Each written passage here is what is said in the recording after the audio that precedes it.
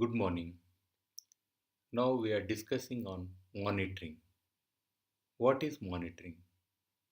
Monitoring is a continuous process during the phase of a project or program to see how the things are moving, how the things are progressing, and are we getting any results, and also is there any lacuna or is there any loss.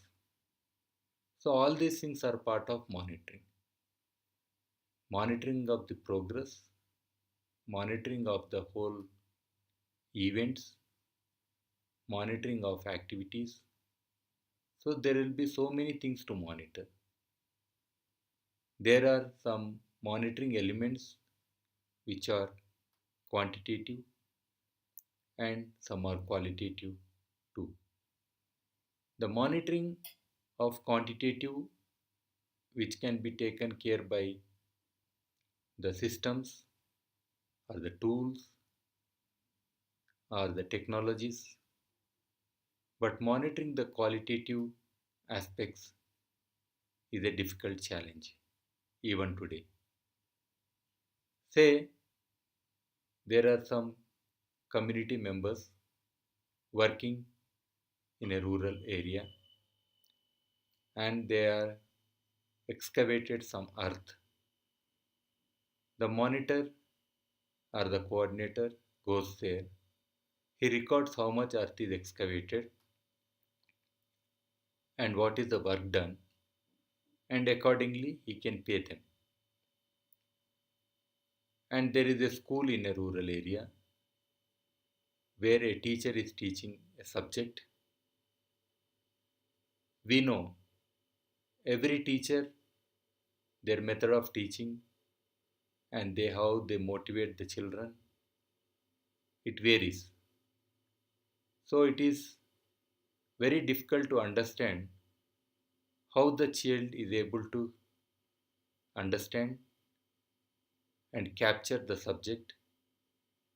So this is basically a qualitative aspect. It is not that the teacher is coming and attending the school every day. That monitoring helps the teacher to get the salary. But how the child is learning through the teacher, this is a qualitative aspect. So here it is very difficult to assess these things and pay accordingly the teacher. So this is only an example.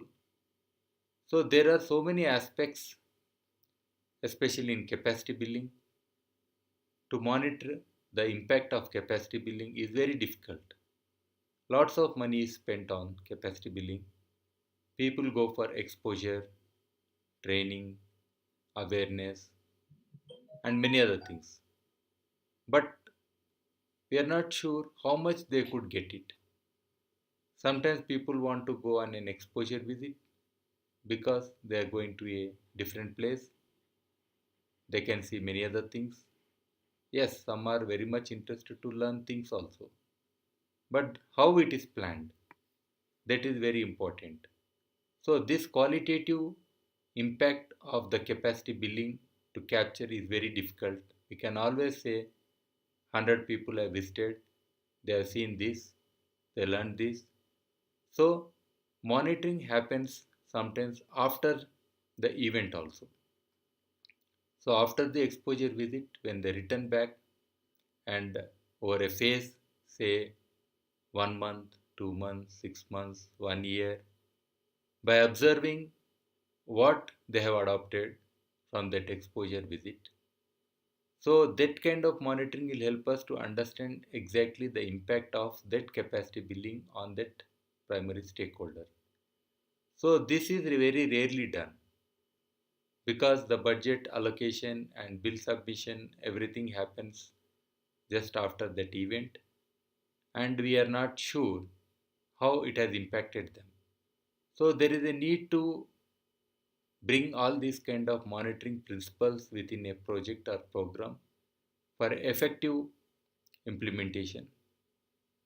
This quantitative monitoring, say we have for irrigation, nowadays we have the sensors. Through sensors, every minute or whatever interval, we can always monitor how much water is released and how much water is reaching each field and how much water is wasted. So these things can be monitored, but it all depends on the value of the water. Sometimes in a hotel, for tap water, we are more concerned and we put a sensor. Just for washing hands, we want to control the wastage of water. But we don't see such a concern in the irrigation projects where we use so much water and water is precious and it also has impact on the livelihoods of the farmers. But still, people are not so much concerned to monitor those things.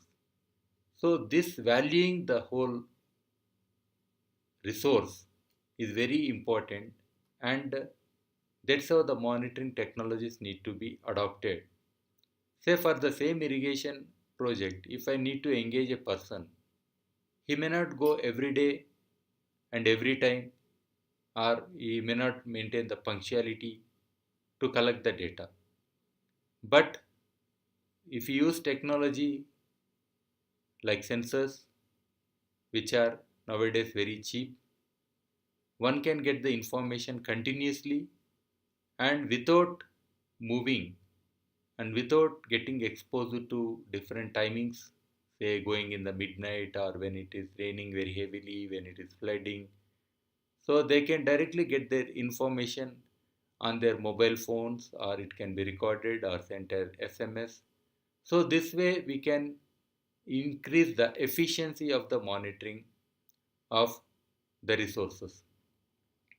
So similarly, one could use the drones for identifying the cropped area and the growth of the crop, the healthiness of the crop, and the potential of yield of that area, and planning the marketing ahead.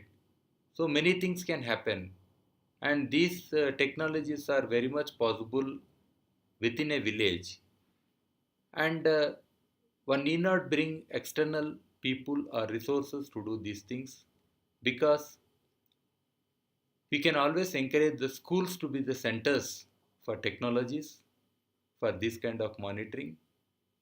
These schools, they have some labs which are mostly not so functionable. So we can activate these labs, and each lab, say biology lab or physics lab, chemistry lab, they can take up some challenges. Say physics lab can take up the drone sensors and all that. The biological lab and chemist lab can look into the soil testing and also understanding the pollutants in the water and many other things the children can do themselves. So in the process, the children will be learning about technology and its application and also benefiting the local farmers by learning. So this kind of relationship of engaging the children with their environment, resources, and as part of their education is very, very important. We rarely see these kind of things mentioned even in their textbooks, which have very much not related to their local environment and resources and how they can be engaged.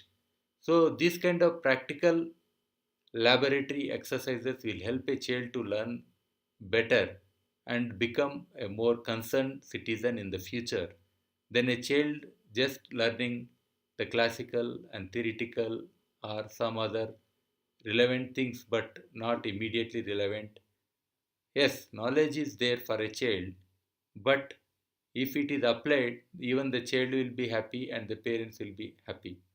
So that way, we can also teach the children some computer languages so they can program certain technologies and they could get the data.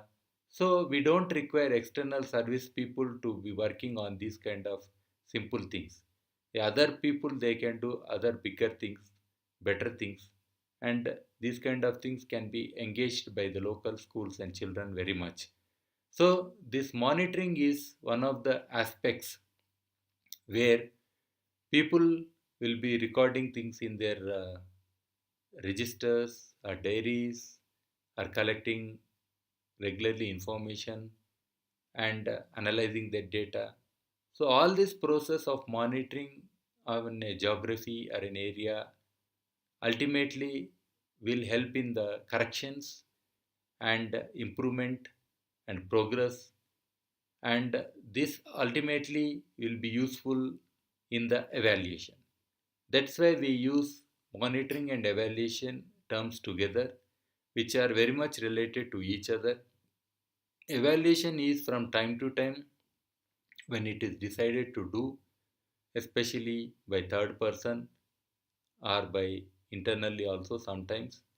But monitoring is mainly done by the people who are engaged and continuously, and only they can do the rectification and improve the project or program. Thank you.